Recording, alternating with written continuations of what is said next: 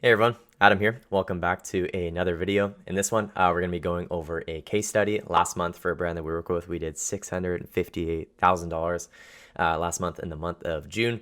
So this one, we're going to be covering 5 things that is working really, really well here right now on Meta. And yeah, without further ado, let's get straight into it. So if you haven't heard of me, first things first, I run an e-commerce growth agency that partners with 6 to 8 figure direct-to-consumer brands and basically help run ads across numerous channels to help them grow. So without further ado, let's dive straight into it. So first things first, the first thing we find worked really, really well, or is working really, really well, is great video ads. So basically, working with quality creators is helping out a ton, and then helping write scripts with a proven structure that we can kind of just plug and play with a certain kind of structure and just mix it up and then work with some different creators and help, create some really great video ads. So here's basically our winning structure right now that we're finding works really, really well. So first things first is the hook. And then after that is introing the product and brand, and then showcasing multiple benefits and really demoing the product, and then really just kind of finishing with a call to action. Now, the hook is really the most important part and the biggest impact. Like, you'll literally test 2 different hooks with the same body, and it will have a completely different outcome. It's actually crazy how much the hook matters so much. And really what the hook is, it's about the first 3 to 5, sometimes even 7 seconds of the video that's really meant to just, grab attention. That's really what the whole point of the hook is. And here's kind of our top performing hooks recently for this brand, and it's in the pet niche, more specifically with dogs.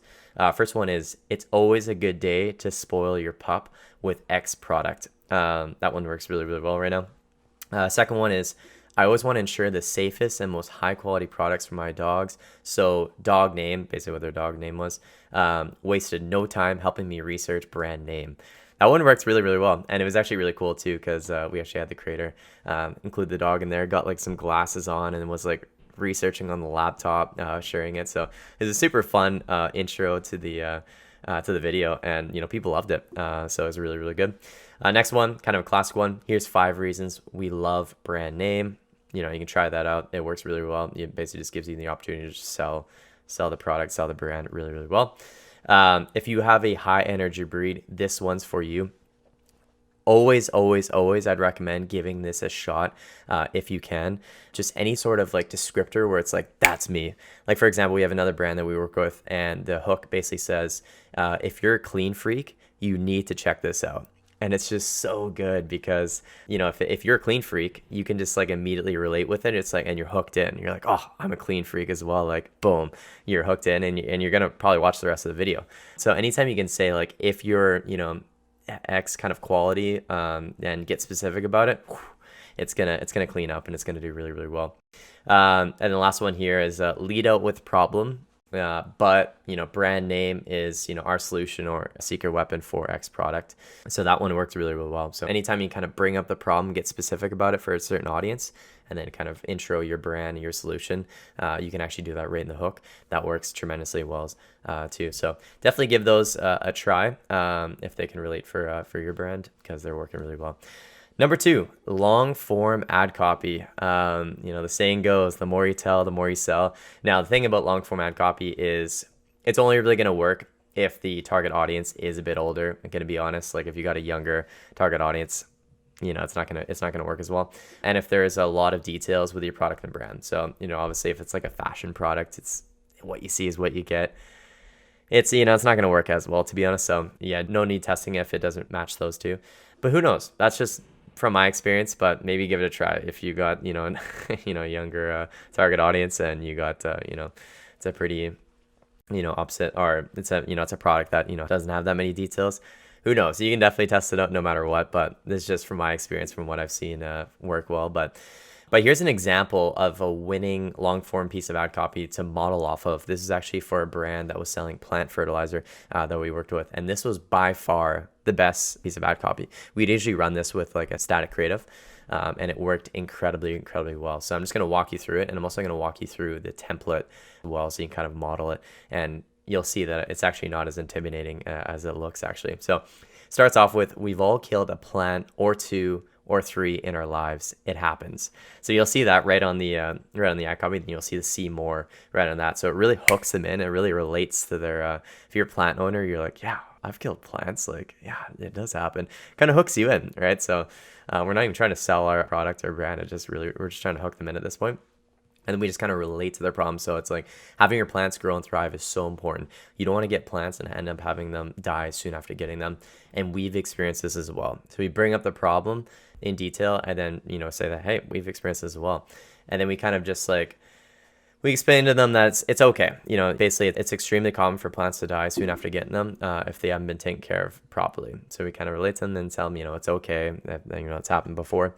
But then we intro our solution essentially. But imagine giving your plants 100% organic and effective fertilizer that allows them to grow and thrive for a long time. So we kind of intro our solution. And then basically we kind of, I don't want to say bash the competition, but we kind of like explain what our differentiating factors are and why we're better. And we say basically most fertilizer is packaged in plastic and produced in large factories with ingredients sourced with incredible amounts of water in their production process. And then, it's kind of like us versus them almost. And then our 100% organic plant fertilizers are effective and bottled by hand, full of minerals, vitamins, and active growth hormones to ensure your plants thrive. They're harvested and bottled right here in Canada. And since launching, thousands of plant parents in Canada have fallen in love with our fertilizers. Every day we hear back about how much it makes their plants grow and how happy they have been with the results. Try brand name today and give your plants the much needed love they deserve. Link. So after we basically kind of do the us versus them, we kind of just go in more details and more benefits of what they actually care about. So I wouldn't really mention any of this stuff if, we didn't do the research and people actually never mention it or don't care about it. So that's why we do the research and we make sure that everything we bring up that they actually care about, and everything is just written in their language and what they really, really care about. So that's really, really the key. And then here you'll see the template for it. Basically, you'll see in the hook, it's for this case that we find work really, really well is, problem that your target audience experiences. Get specific and can add an emotion such as is frustrating, is if you like. So, the key here is it needs to be accurate. It needs to be an actual problem that they face. And you want to also get specific with it rather than saying, oh, we've all killed plants. You know what I mean? It's like, oh, we've killed a plant or two or three in our lives. You know what I mean? Or you can even call out, plant parents. You just want to get specific and then basically reassure your audience. And then we kind of explain their desire and highlight the pain point. But imagine we kind of introduce, you don't have to say imagine, but you can kind of introduce your solution. And then we kind of introduce the brand with all the benefits. Since launching, we just want to hit them with social proof essentially, and then more social proof, and then try brand name today. So if you really kind of break it down in the template as you go through it and kind of, it's almost like plug and play. It's really actually not that, complicated essentially. So definitely give that a go. Definitely give that a try for yours. So number 3, promo CBO structure. So basically, you can see here we have 6 campaigns, and the reason why we did 3 for each country, so 3 for Canada, 3 for US, and then we have the cold, warm, and hot. So in other words, top of funnel, middle funnel, and bottom of funnel, and we did them all as CBOs and lifetime budgets as well. You can see here basically the lifetime budgets range. So typically speaking, we'll do about 70 to 80% onto cold traffic in terms of the lifetime budget CBOs, or in terms of the lifetime budgets. And then basically the remainder goes to the middle and bottom funnel, the warm and the hot, essentially. So in terms of how it's broken down, the cold had 10 ad sets, basically a mix of a ton of different interests and categories of interest. We also had a broad interest in there as well, which is basically no targeting, which did okay. Wasn't actually the highest performer as well compared to, so that's why we kind of mixed in a lot of different interest groups in there and just different categories. Warm basically had 1 ad set. It was just Facebook and Instagram engagers, 365 stacked in there. And then hot basically had 4 to 5 ad sets. Basically how we structured it is we had view content, we had visitors by time spent, top 25%. We had add to cart, initiate checkout. And then with the CBO, basically dynamically, spends based off where they're at in the funnel, and it works really, really well, this structure. And it has been really, really well for years. So we've been kind of keeping it similar to that. Sometimes we'll stack and do different structures, but this one for this brand is just, it's working really, really well and doing wonders. And in terms of the cold and warm, had essentially 7 ads, and then the hot had 4 ads in each ad set. And the key here is you want to have different ad formats. We have, carousel, we have static creatives, we have videos. So there's just different ad formats that we include in there. Catalog as well is really, really key. And then basically the promo, we kind of have we'll basically paste the promo, like the July 4th copy on the creatives.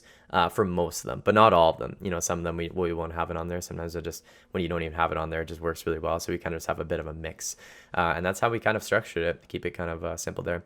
Number 4, advantage shopping campaigns have been working really, really well.